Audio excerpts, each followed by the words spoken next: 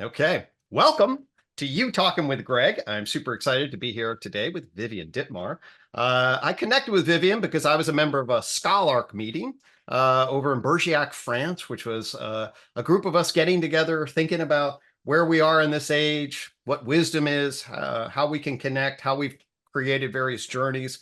Vivian's been on a wonderful, fascinating journey, I think, to get in touch with the human soul. And I learned an enormous amount from her during that time. And in fact, we all kind of came together, connected, and I think benefited greatly. And in the context of that, we were like, there's a lot of different threads that we can explore. And I know she explored some with John Vervaeke, and I'm super thrilled to have her here today. Vivian, welcome to the show. Thank you so much, Greg, for having me. It's really awesome.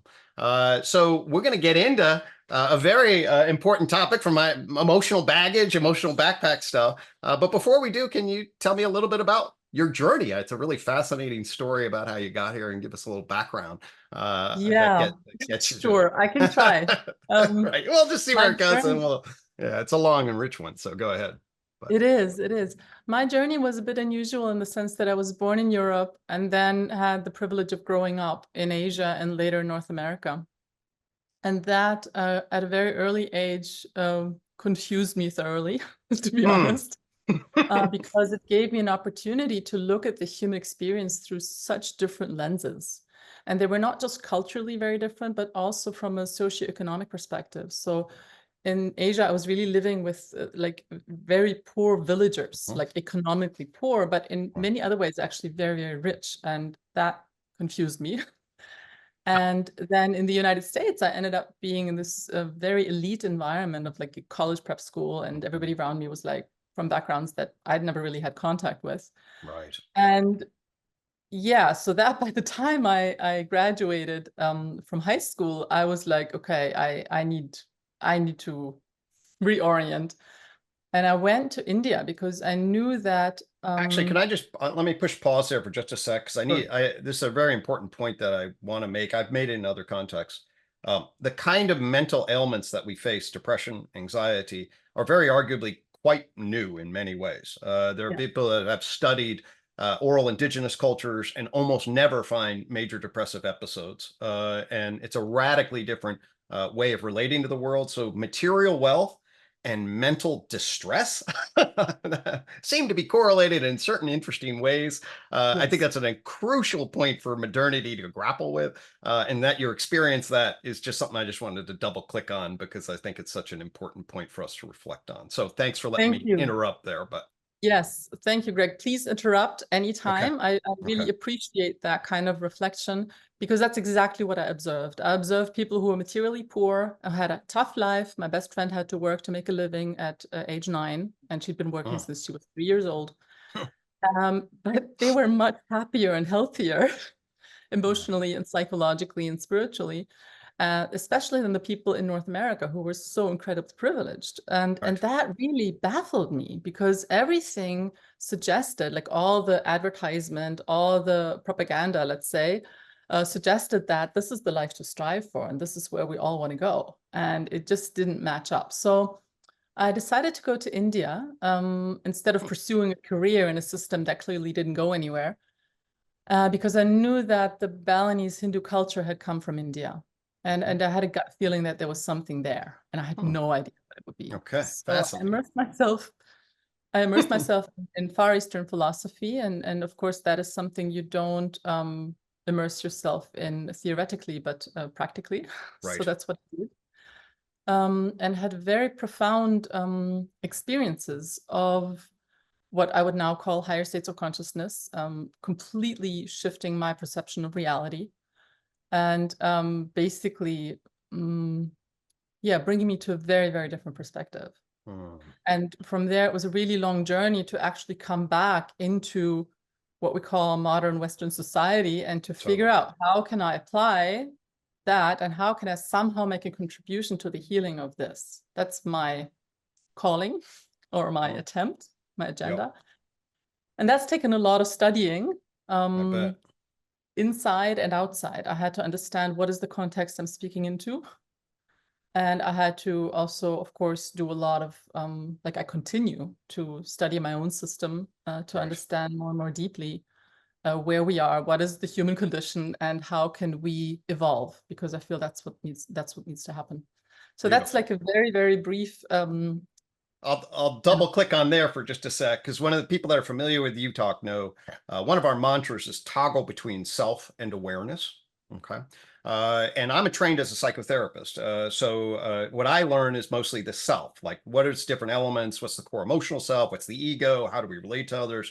What are healthy and unhealthy alignments of that? How do you create a holding environment for that? What I didn't learn was what is witness consciousness? What's awareness?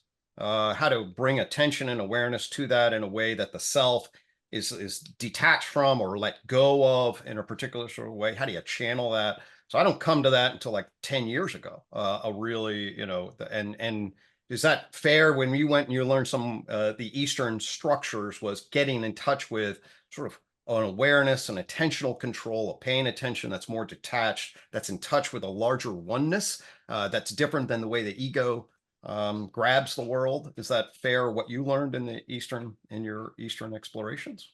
Completely.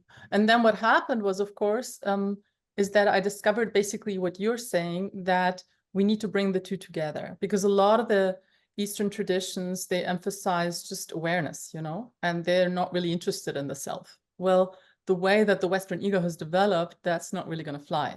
Like if we try that, we just end up observing how neurotic we are.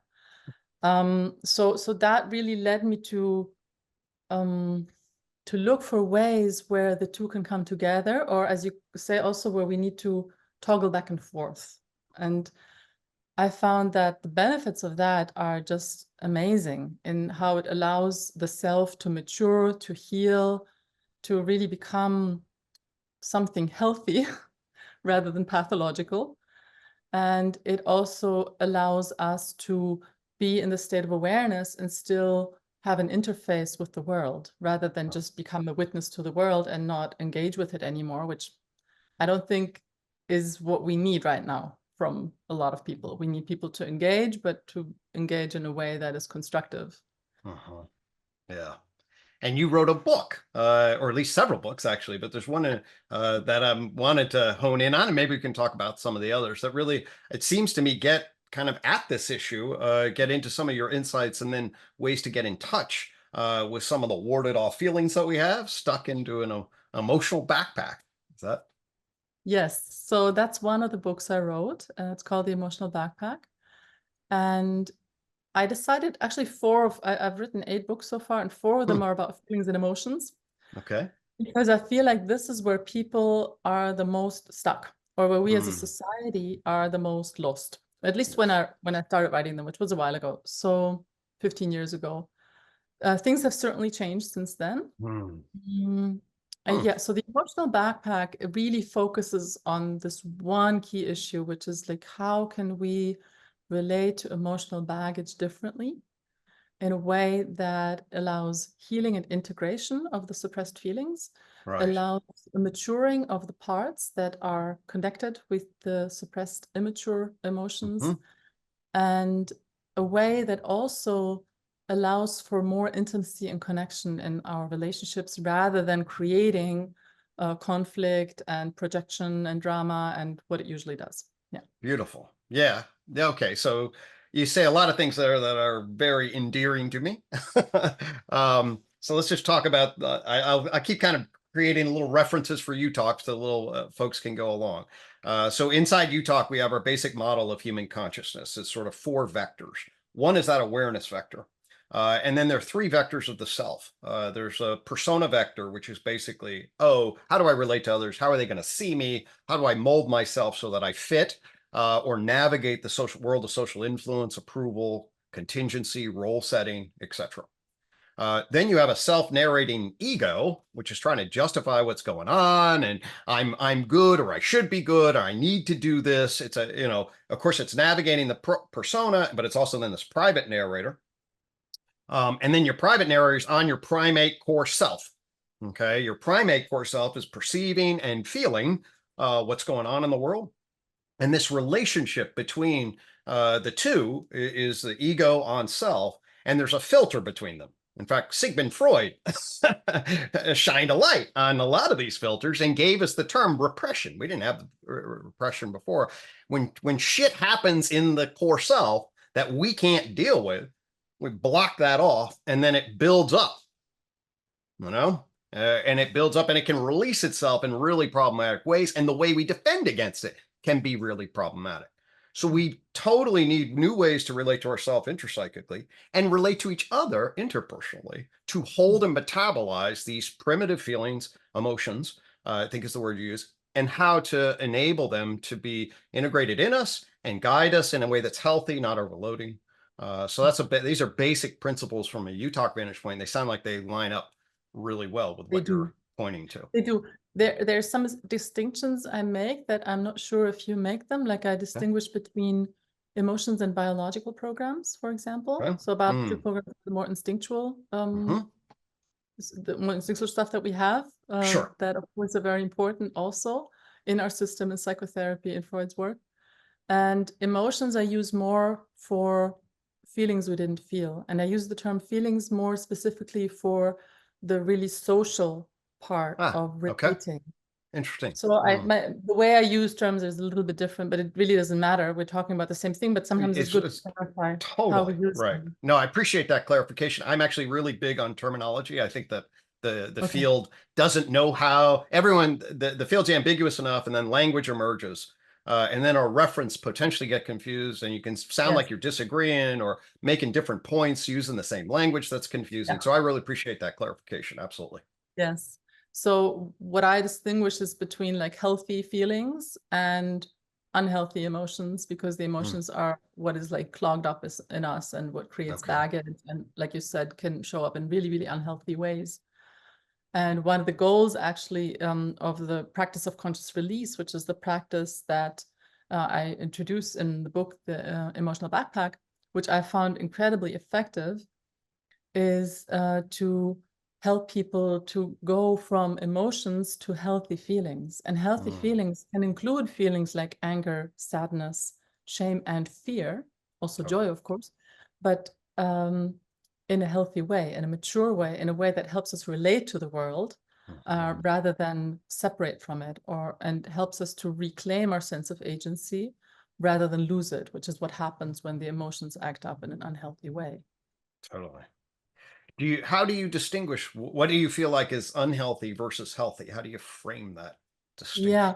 So basically what I teach people is I teach to recognize certain symptoms so that we learn to kind of diagnose ourselves, kind of like a doctor would try to diagnose us. And say, okay, so like if you notice that your pulse is going really up, or your sense of temperature changes, or your field of vision changes, or your voice changes, or you find yourself flooded with really intense emotions, or you find yourself suddenly completely numb, or you find your thoughts racing like this, these are all symptoms of what I call being emotionally activated, or a lot of people call it being triggered.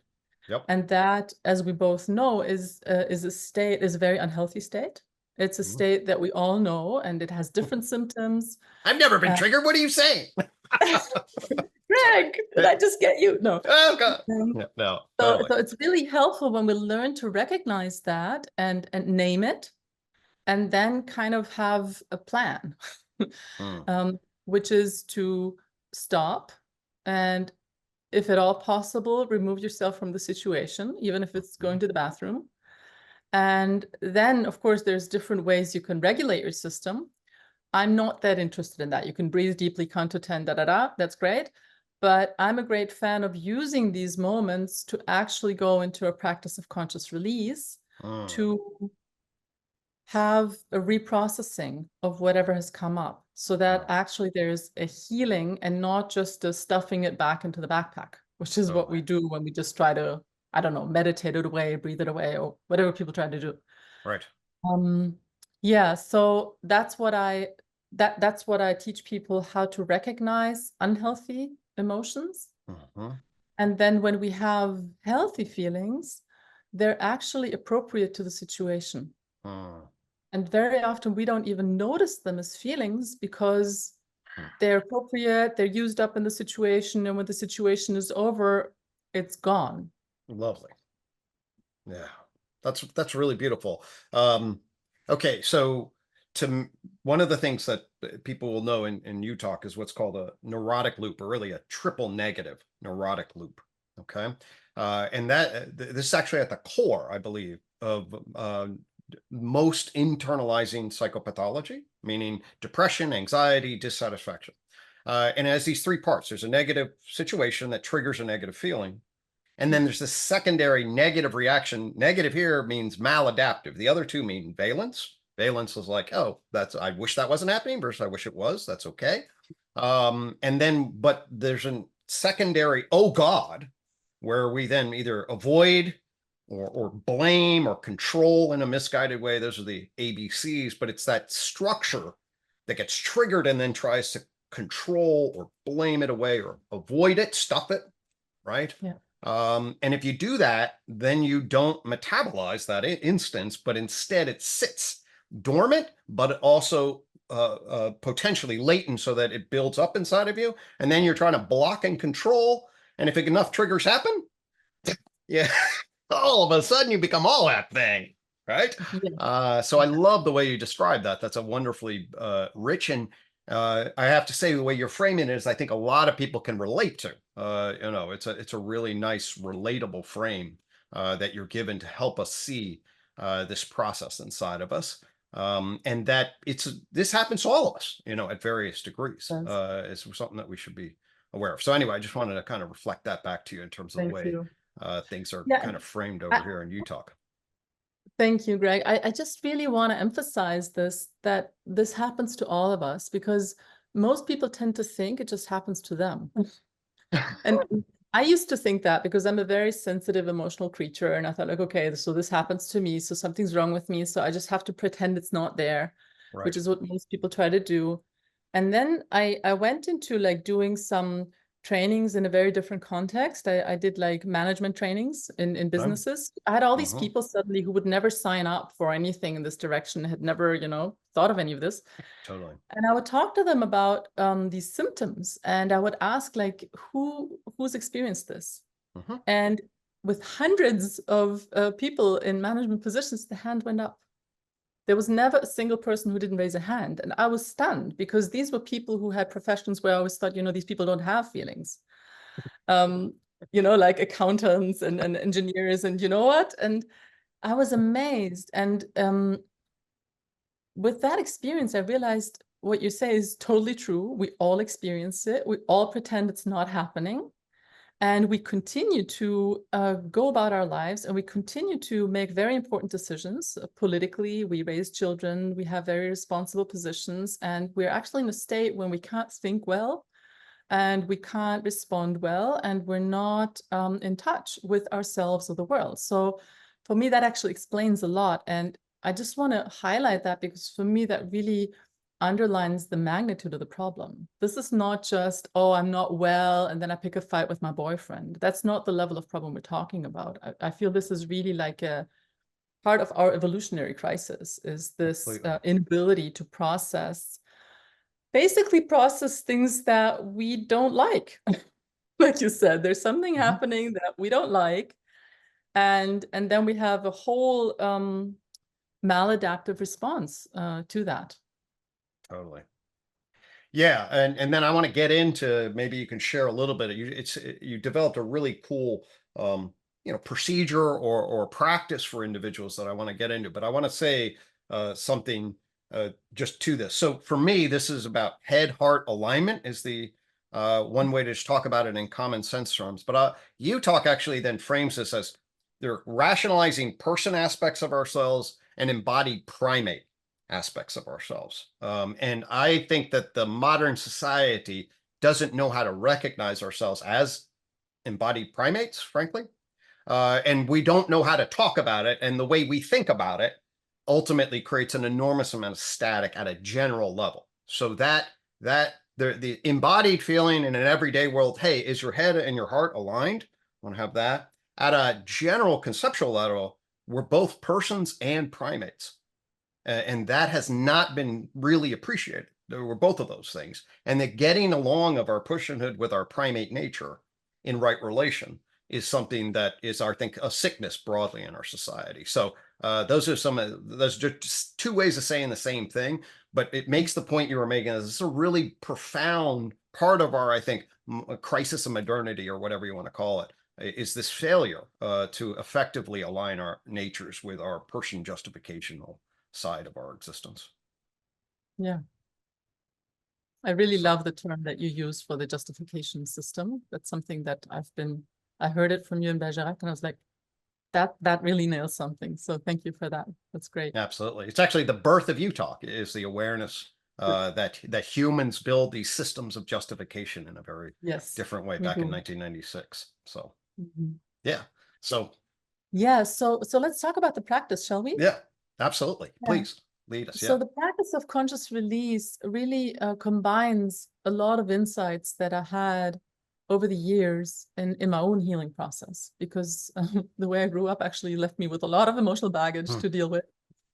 And that really showed up in my relationships in a really unhealthy way, like in all my relationships. So I really had a lot of pressure to figure this thing out.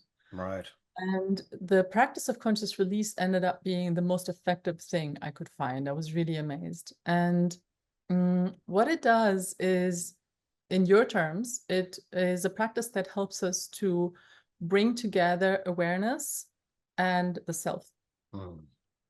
And we do that by having a partner practice. So we always Okay. practice these two people together.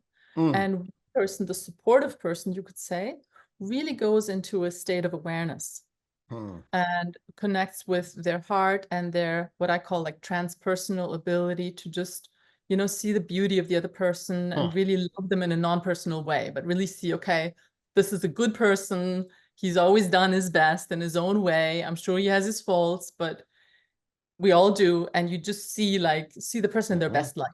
That's kind of the state of consciousness that you go into. And with that, you really open a space of awareness and witnessing, and I guess what you would also call the calm MO. I don't know, but yeah, we can I absolutely. You're narrating a whole. I'll get to that. We'll make the bridges. It's beautiful. good. Yeah. So one person goes into that state of consciousness, and the other person uses that space and that because there's something that happens, right? When someone goes into that state, there's like a space that opens up, and the other person uses that to really go into whatever they have not been able to feel.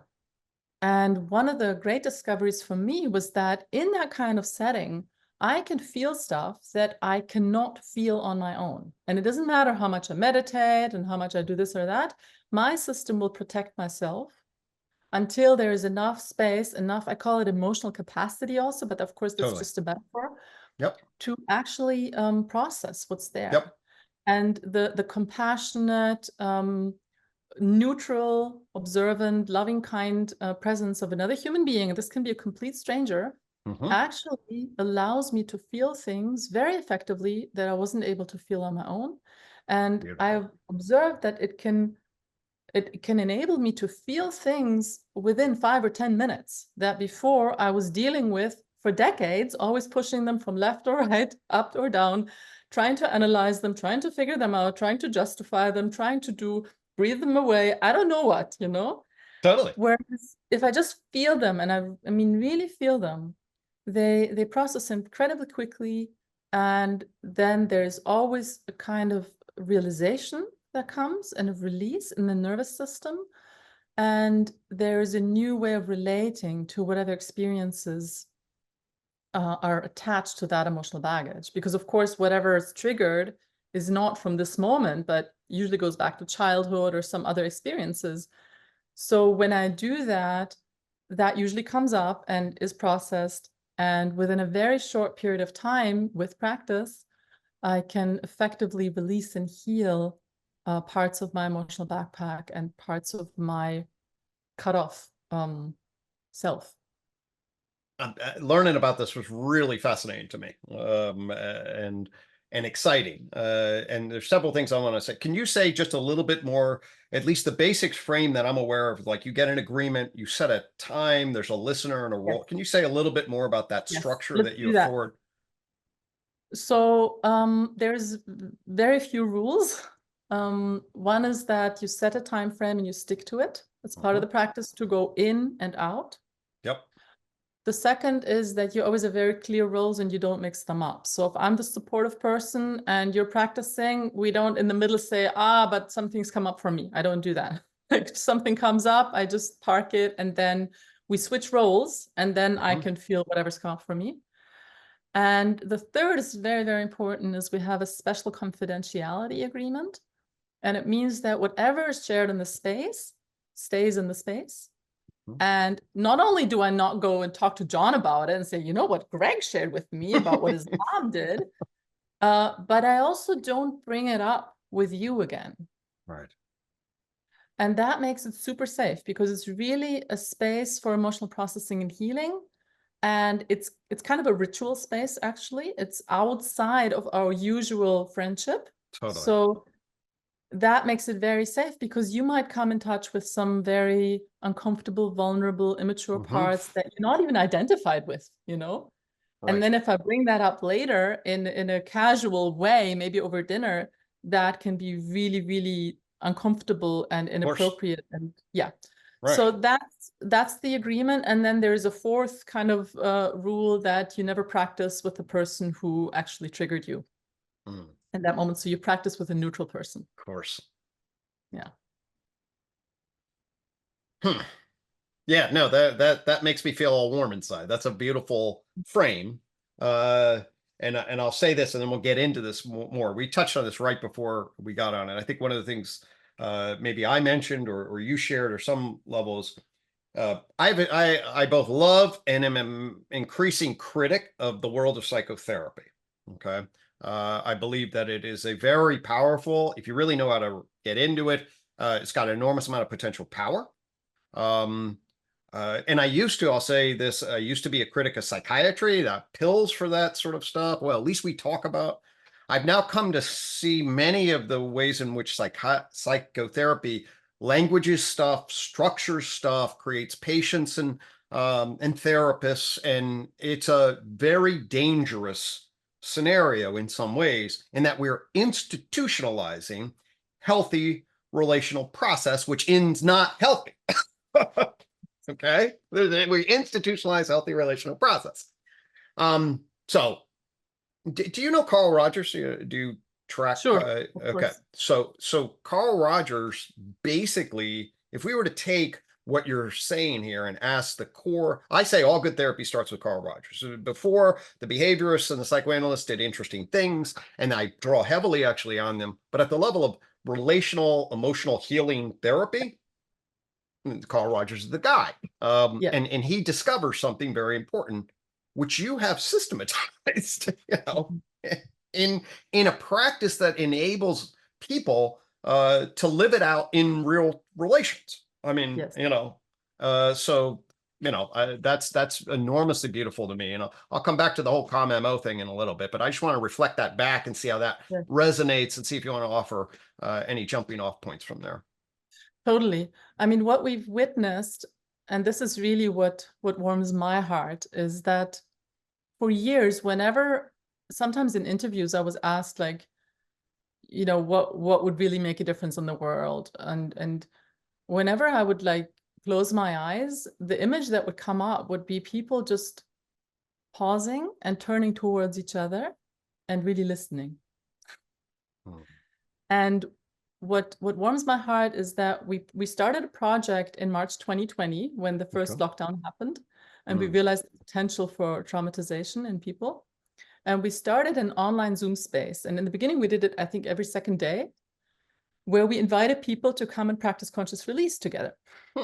And it was a huge experiment because we had no idea if it would work, if it would even work online.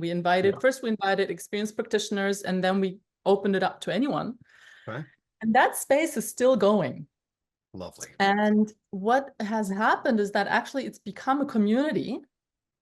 And it has become a community where lay people, you know, they're not psychotherapists, they don't want to be psychotherapists, but they learn this. They learn how to really listen to each other in a way that facilitates healing, and they learn how to turn towards their negative emotions in a way that makes healing possible.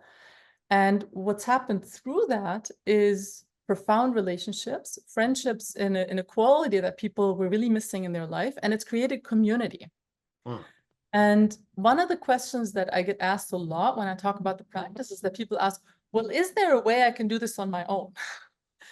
And I keep saying, you know, I'm so glad there isn't. I'm so glad that there is one thing we need each other for. So we have an opportunity to reconnect and to create real relationships and community, because that's one of the things we're like really, really missing. And if I look at like where we're heading, I feel that need will increase and not decrease. So what I'm really trying to do is I'm really trying to spread the practice and create more resilience. We had beautiful projects also when the war in Ukraine started, when the massacre in Israel happened. We had like kind of, we set up these spaces for people to process what was happening. And I really feel like we need to build that in people as a whole, and then we can have psychotherapy for the places where we cannot process it in our private relationships. And there are those places, trust me. Like when what we see is that we also have a lot of people who do psychotherapy in the community, and they basically get their clients to learn the practice and to practice with each other. And they're like, my God, finally, I don't have to spend my precious time doing that. And I can really go to the really juicy parts. And the person knows how to feel, they know how to be present. They learn so much through the practice. Right. We have one person who's adapted it in like a psychosomatic hospital setting. She works with like complex traumatized people. There's like whole groups of patients like practicing together. Wow. And it's immensely empowering. And I just see that the mental health crisis that we have, I mean, it has many, many causes. Obviously, it's very complex. It's a very important crisis to acknowledge. And we're not going to fix it by people just listening to each other. I'm very clear. But one of the things that we need, I feel, is to build skills in society at large to rebuild community and to rebuild these spaces of emotional processing, which actually traditional cultures had. Yeah, to loop back to what you said initially, that they didn't have all these anxiety disorders, depression, they had ritual spaces to process their emotions, different from ours, but they had them. Right. And I think that's right. This disconnect and the failure to create a relational space that allows these things to be manifest and adaptively integrated into the space of one's psyche, of one's relational world, of one's trajectory. That's the key. And how to do it broadly and how to do it in a way that fosters community. So we'll put a link in the notes. Would people be able to check out this stuff like online, or how does that, is there a name of a community or? Yeah, like right now, the community that we built is in the German-speaking world, because most of my work so far has been in German. And our conversation is part of reaching out, because we've had a lot of requests from people who don't speak German, and we're trying to make it more available. We have the book translated now. We have an online course teaching the practice more deeply. So it's called the Emotional Backpack online course. I'm sure we'll link it. And right now we're regularly offering free introductory workshops where people can get to know the practice, experience it, see if it's for them. And from my experience, some people, you know, they have this 1 hour introductory workshop and they realize, oh my God, this is my thing. They go off and practice and I never hear from them again. And other people, they need more. And then, of course, there's pitfalls and kind of places to get lost in the practice. And that's what I go into in the book in more detail. So we don't end up just kind of replicating our dramas or getting lost in our dramas in the space, but really go to where the healing happens. Amen. Yeah, so that's kind of what we're offering right now. And what we're trying to do right now is to build a critical mass so we can begin to have more regular online meetings like we have in the German-speaking world, where we offer on a gift basis. Anyone can come, learn the practice together, because that's a very, very beautiful offering that we would like to also have in English. Totally. Yeah, that's awesome. In fact, when um, the pandemic started and the shutdown happened, I was actually working with somebody and we were debating whether to try to get out what we call We Thrive pods, which are pods of people coming together, we, I, and it, trying to think about the world, think about our relationships, think about ourselves, and how to cultivate, basically using ComMO flashlights. And I can talk a little bit about that, but ways in which people can create healthy relational spaces. What we didn't have is the emotional backpack, and if we had in that process, which I have struggled, frankly, with, exactly what's the right parameters, what's the right structure. Immediately seeing that, I saw a lot that I actually intuitively knew from what we set up with psychotherapy. Yeah. But you manifested it really brilliantly in a way that could be generalized and made available to a large number of people. So And scalable, and we need something. Totally. Yeah. Totally. Yeah. So yeah, no, that's super, super great. Mhm. I'll make I had mentioned Carl Rogers, and just I want to let there's a deep, I'm obviously people listening to the show knows I'm a deep theory guy, and I want to make sure that we're grabbing a hold of things that actually have reliability and generalizability. Okay. So from a UTOK perspective, there's a spot between what's called your ego and your persona. It's called the Rogerian filter. Okay. The Carl Rogers Rogerian filter. Okay. That's what it's a reference to. So Carl Rogers argued fundamentally that we have the potential for a growth promoting organismic valuing system in our primate self. I mean, he didn't use the word primate, but that's essentially what he was talking about. But other people judge us. Okay. And because other people judge us, we create a split essentially between what our self potential is.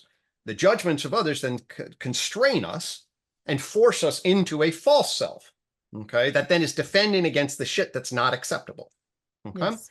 And then he creates a relational context of unconditional positive regard that mirrors back what it is that the person is, to release what's happening so that it can be healthily metabolized. So this is, which I think is the absolute core ground of healthy psychotherapy. If we go to ComMO, the principles that afford that. And what I will say is, there's a reason you can do some aspects of this by yourself, but it's fundamentally different when you do it with somebody else because of the structure of the persona, which was when you actually have another person there, the way your psyche vectors that is that it then creates a mirroring structure. And that mirroring structure is almost impossible to do on your own, but is released when you are in contact with another person and looking at their eyes and feeling their empathy. Yes. So those are just some things that I wanted to say about, like, from my vantage point, the architecture, the deep theoretical architecture just aligns incredibly well with what you have laid out here. Great. Thank you, Gregg. That's a beautiful explanation for why that is not possible to do on your own. Yes, and of course, to a limited extent, something is possible. And we just limit ourselves unnecessarily by trying to do it all on our own. That's the part that, and we're also primed for independence, and I've struggled with that, and then realizing that actually there is a healthy dependence, there's a healthy needing each other, and it creates connection and relationships and vulnerability and a lot of good things. So totally, the root of the primate heart, the root that it seeks is to be seen, known, and valued by important others. That is the nourishment. That's what fills your heart as opposed to fills your gut with food. That is the calories, to be seen, known, and valued. And we don't know how to do that, as opposed to just being manipulated into doing work effort that people, applaud you for because you're a good worker. No, that's a different kind of thing. And our modern society, another reason we're starving is because we don't know how to create a network of seen, known, and valued. And I think what you're describing is, oh my God, here's a healthy, constrained, effectively organized process to afford that. Yeah, to learn that also. Learn it. Yeah, totally. Yeah, because that's the other thing that happens when people practice this over a long period of time, and it's something to be practiced. I recommend daily, like brushing your teeth, 5 or 10 minutes, and then over a long period of time. So I'm talking like you see the most profound changes after 1.5 years. That's my experience. Gotcha. And what happens then, that it becomes increasingly normal to relate in that way. It's a ritual space and it's special. And at the same time, we become more comfortable with intense emotions and feelings. We become more comfortable with sharing what's really going on inside. And Right. that bleeds into our other relationships. And Totally. we more naturally go into a state of compassion or positive regard if someone's emotionally triggered versus judging Hmm. them. And Yep. that does a lot for our relationships. And I found that when you go into that state of compassion or the positive regard, unconditional positive regard, as you called it, that actually prevents me from being triggered. There's something that where it almost creates like it makes me immune. Mhm. Not all the way, but it makes it Right. much less likely for me to be triggered. So Right. if my partner, for example, comes home and he's completely off the wall and he's projecting and he's, and if I recognize, oh my God, this person is emotionally triggered and they're in a state Hmm. of suffering, and I go into a state of compassion, that really drastically reduces the likelihood of us having this emotional chain reaction, which so often happens because then I Totally. go off and then he goes off and then my kid goes off and Absolutely. so that's another really important skill that people develop, and it makes them much more emotionally resilient. I love that because so my metaphor normally is in the closet. You jam all the shit in the closet backpack. I like Yeah. the backpack, you Yeah. can unpack it. But I'll basically say, well, this process we're trying to do is clean out the closet. Okay. So Yes. when the closet is jammed, which unpack the backpack, when the closet, Yes. when you have all this trauma, you have no idea, and you're sitting there trying to keep the door to the closet closed, anything that triggers blows it all up. Right. Yeah. But if you do have a process by which you're metabolizing this, right? At Yeah. first, it's maybe a little overwhelming. You're getting in touch, you're realizing. So then over months to a year, a year, whatever. But you get to a place where you're essentially, unpacking the backpack, organizing the closet. Still, I can get triggered, but my Yeah. closet's a lot cleaner. It's like, Yeah. okay, it's a lot less press on it. It's also the case, I think you mentioned, when you're in the relational space of the listener, you have then access to that, right? You have access to compassion and witnessing and holding environment, and we can do that to others. We do that a little bit to ourselves, but it's a learning developmental process, and it both cleans out the gunk, as it were, not to shame it, but to just basically say it's how it's operating in the psychic metabolic process, and then also affords a much more grounding relational connecting capacity. I like your metaphor of the closet in the Mm. sense of like organizing the closet, because what changes is that, yes, you still get triggered, but it's more like, oh, it's that again. Yeah, Like, right. I know that one, right? Like Right. I've looked at it, I cleaned it, I folded it, I put it back. I know where it is. I know the state. I know there's still some, mending, healing, processing that needs to happen, but it's not this like, oh my God, what's coming out of there? And it's Totally. We like, call that old news. You just went through the list. How do you yeah, how do you put the thing in the closet that's old news? I know where those old shoes are, and they're going to stay there because they got early into my socket. My dad and I did this thing, and my psyche is compensating for that regularly. But now it's my old shoes in my closet relative to me and my dad. That, and I don't need to go through it again. If I find yeah, something else that I don't know, so that I make a big distinction: is it new or is it old? Old news can yes, just stay. So I got some old shoes in my closet.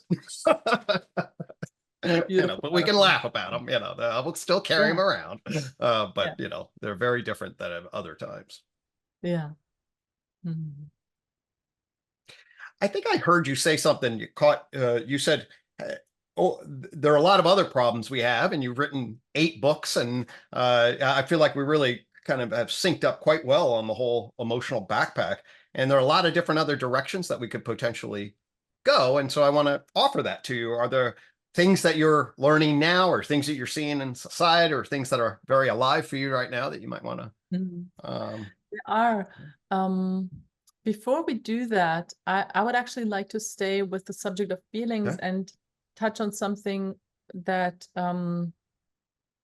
that I feel is an important distinction, which is the whole terminology around negative feelings. Like, what is a negative feeling? We Of talked about course. it a little Thanks bit, for like bringing it up. feelings Yep. versus emotions.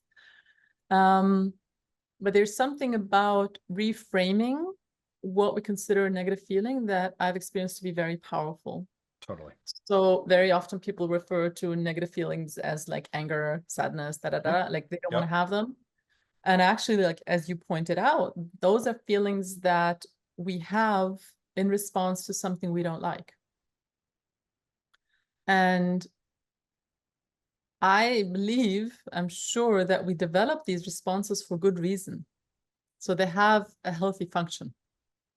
So, for example, I mean, I mentioned before that for me, a healthy feeling, very often people don't even notice because the whole energy of the feeling is used up in the process. So one example is like when I need to clean my house and I notice, oh my God, it's a mess. And then could be a healthy anger that arises. So like, okay, I need to do something about this. I put up my sleeves, and the energy of anger is actually an energy, like my energy goes up, my pulse goes up, my hands go up, and I can use all that energy to clean the house, to organize it, or to get other people who messed it up to clean it. So that's an example of a very healthy response that actually helps me to deal with the situation and provides me with the energy that the situation needs. And I distinguish that's like a healthy anger from a toxic anger, which is destructive, which, will smash things or shout at people or like do a lot of things that are really, really toxic to my psyche and my relationships and my environment. And the same distinction I make for other feelings, for example, also sadness. A healthy sadness is super important to process the things in life that we would like to be different and that we can't change. So a lot of my work around feelings, and this is a different book, in English it's called The Power of Feelings, is about teaching people about the function of different kinds of feelings and teaching them to recognize that actually anger can be a very good thing and it's a very healthy thing, and teaching them also how to move from the negative expression of anger to a positive expression, and then teaching them about the function of sadness, and noticing that people never learn that actually it makes a great difference whether you're angry or sad, because anger has the function of actually moving and changing stuff. But if you're angry about something you can't change, then you're never going to find a release in that because you can't use all that energy that's been created. So sadness, for example, is a feeling that we've developed to grieve, to have those hands that go up with the anger, to have them like sink down, the pulse goes down, the breath calms, like everything sinks to the ground. We relax and we realize, okay, like I cannot change this. It's over. And in a healthy way, it actually helps us to accept that which we don't like. And of course, in an unhealthy way, it leads us into like sulking and disconnecting and not accepting and just being stuck in a loop about it. So that's something that I just wanted to also bring into the conversation, because I mentioned it in the beginning that a lot of the practice. Right. No, I'm really glad you did. I wanted to cover that, so I appreciate for me, that. it's fundamental, like this kind of emotional education or education around like what are feelings actually for is super important. Totally. Yeah. I mean, this is super core to me as well. So the first thing, I'll just put it in some UTOK language, and then, negative feelings are not bad.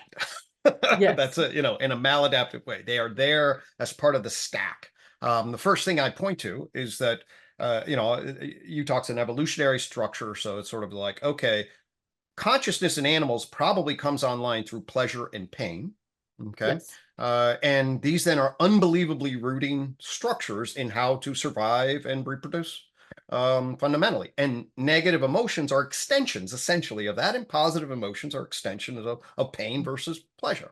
And there are some instances, if you wonder whether pain's important, it turns out there are some unfortunate, as in like pathological instances where people can't feel pain. There are actually a genetic structure. Unfortunately, tragically, what happens to these folks is they die young. There's like been only one documented case to live beyond the age of 19. Okay.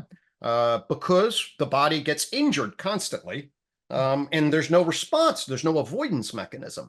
So they sleep and their joints get hurt, they get burned, they get cut, and there's no response, adaptive responding mechanism. That's what then quote unquote negative emotions are. They orient you towards an adaptive responding mechanism. Our task is to sort out what's adaptive and what's not. And in the complex culture person age, that's tricky. But one of the worst things we can do at a justification level is equate negative as bad and I shouldn't feel this way And if I do, and either if you're a relating person getting angry, or having somebody get angry with you, how do we hold these emotions and allow them to flow through the system in a manner that's adaptive? And I would argue that and we can debate about whether they're core emotions or whatnot, but all these core patterns that we can regularly see, shame and guilt and anger and sadness and fear, anxiety, all of these are clear aspects of our overall primate system, and they point us potentially in very adaptive ways, and to block them, to deny them, to say they are bad or I shouldn't feel them is unfortunately going to set you up for all sorts of trouble. Yeah. And what I've observed, and I'm sure it's very similar in North America, is that people can go in two directions. One is what you already mentioned, that we block them, we try not to have them. And then we have kind of a counter movement where people just say, oh, feelings are really good, or emotions are really good, and this is my true self, and they just need to be expressed. And that doesn't work, right? That does not work either. That's right. That's right. So folks that know UTOK know it comes with a little calming hand. So this is a flashlight onto two calming hands. And it cautions you to say, hey, are emotions like this for you? Meaning you're trying to avoid and control them, but then you get triggered and they flip over and they overwhelm you. You just become all your emotions. And we can't live just as primates in reactivity without any regulation across time and justification. We need that stuff. So the question is, can we be aware and attuned on the one hand, and then adaptively regulate on the other? That's the sweet spot. And those are the filters with a metacognitive value that helps us understand what should be relevant relative to salient, to use some of John's language, to be aligned with our value structure, and then to metabolize toward valued states of being. That's the basic structure. So yeah, definitely. That's a healthy dialectic, is holding that emotional sweet spot space, for sure. Yeah, I love that term, emotional sweet spot. So what I try to do is I give people the metaphor of the backpack. I give them the practice that's helped me to metabolize unhealthy emotions. And then I give them a map, which I call the emotional compass, where I map 5 basic feelings. Okay. And I say, okay, these 5, and I know there's different concepts of basic feelings and they all come from different directions. I use the 5, anger, sadness, fear, joy, and shame, because with these 5, I find you can actually effectively relate to all situations. And by giving people a map and kind of like a description of each, of saying like, okay, this is what it looks like in a healthy way, and this is what it's actually there for when it's well adapted, and this is the pathological expression. I kind of give them like a sense of like, okay, this is where I could develop into, or where what I could orient myself towards in my development emotionally. So they kind of have like a healthier sense of what is healthy feelings, because the idea that we have is to just always be happy. That just doesn't work, right? So we need a more realistic picture, and that in the emotional compass gives a picture that includes Gregg being angry, and Gregg being sad, and Gregg being scared, and Gregg being ashamed, and Gregg being happy. And what it does, one of the things it does that I really love is that when people understand that each of these has a very important function. So anger allows you to change things and to be clear. Sadness allows you to accept that which you don't like. Fear allows you to face the unknown. Shame allows you to self-reflect, and joy allows you to celebrate. People can understand that if they're missing one of these, they're going to have a problem. And that changes the whole conversation, because very often people will come to me and they will say, I have an anger problem. I get angry all the time. Like, what can I do? How can I get rid of the anger? Totally. And then we look at the compass, and then we realize that, for example, they're never sad. And then they're like, well, that's not a problem, right? I don't want to be sad. I don't have a problem. Right. That's a bad emotion I don't want. So good. Yeah. All's good. Exactly. So I want to get rid of the anger as well. And when they really understand the compass, they understand that the reason why their anger is a problem is because they're missing the sadness. So they tend to get angry in a lot of situations that they can't change. Yep. So that's a maladaptive response, right? So because they're angry, and they find that the anger just goes up, up, and there's no outlet. There's no way to do something with it. So once they really understand the map, they understand that they need to work on developing the ability to be sad in a healthy way. Mm. And that Awesome. changes their whole inner navigation. And Totally. the same thing goes for fear or for shame or for joy. Yes. And then I teach people different strategies to develop that, but it helps them also in their practice of conscious release to kind of orient themselves towards not just, afterwards, I just want to be happy and not have a problem with the world anymore, but actually Totally. realize after practice, no, there is something I need to address and I need to talk to someone, or there is something to be grieved, or there is something to be faced, or to be reflected, or to be celebrated, or whatever it is. Right. Totally. That's awesome. Yeah. So again, if we drop that into UTOK, folks will know that there's a thing, one of the big ideas in UTOK is called the influence matrix. And the influence matrix maps our primate heart. And the outer rim of the influence matrix is the emotions or feelings, we'll call them in this context. And on the upper side is basically the joy and happiness of essentially mutuality and love and success. And then anger is like when yourself is being triggered in a way that threatens you, frustrates you. You have shame and guilt. And then you have your fear and your sadness. So actually, and what it does is it connects us relational creatures. Of course, we can relate to the environment. I can get frustrated just in relation, but generally these emotions are triggered across self-other process. And inside the influence matrix specifies the kind of, so you can track the patterning, if like what gives rise to anger and what does it do in relation?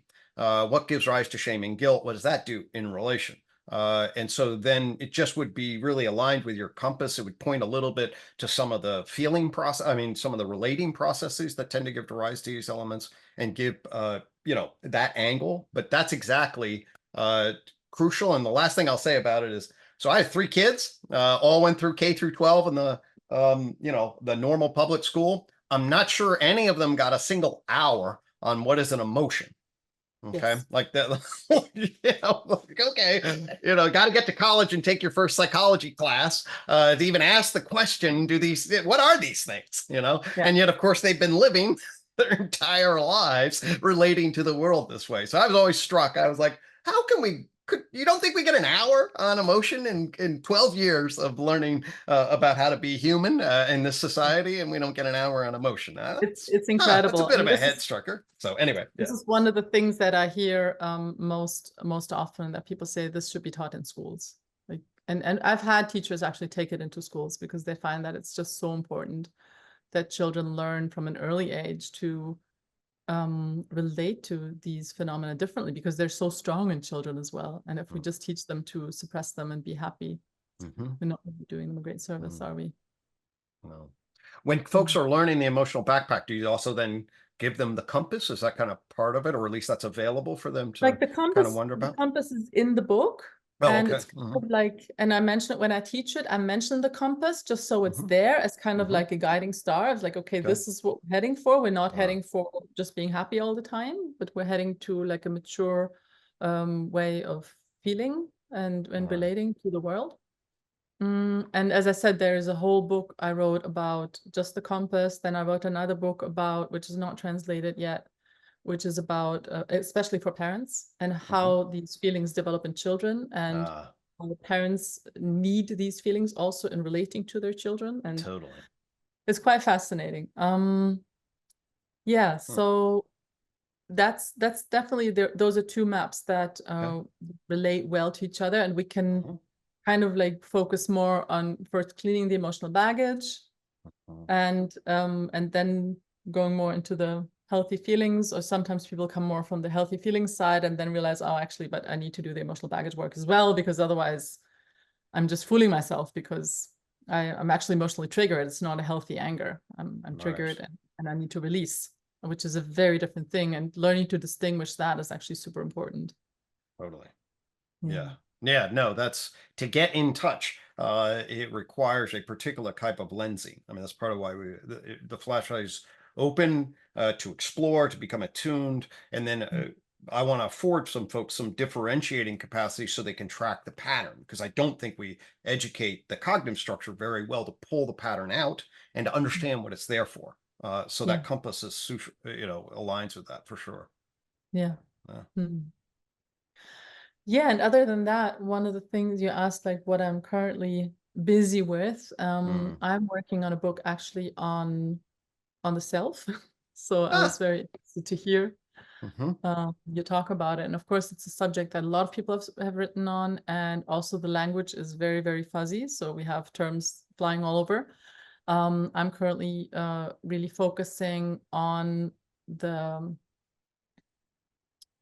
I'm writing it in German, so terminology is really a little bit different. So we have the ego, we have like the personal self, which we call the ich, the I, and then the transpersonal self. Like, Okay. and that's something that I'm exploring very much again based on my own experience of noticing, okay, there's kind of the pathological ego, which you've referred to, or it can be pathological, can be very distorted map of the world and myself, very much connected with the emotional baggage, needs healing, needs adaptation. And then we have all these structures that prevent that correction of those maps. And then we have the transpersonal self, which is very much linked, of course, to the awareness, the calm MO, and that kind of much deeper part of us. Totally. And then I'm very interested in, and I think this is very much connected to bringing together also the more Eastern traditions with Western psychotherapy to develop a new, healthy personal self that is a healthy interface between the world and the transpersonal self. So the way the transpersonal self can express itself in the world. That's kind of what I'm working on right now. And it's what's interesting for me in my writing processes, I actually try not to read a lot of what other people have written already, because I find that it confuses me.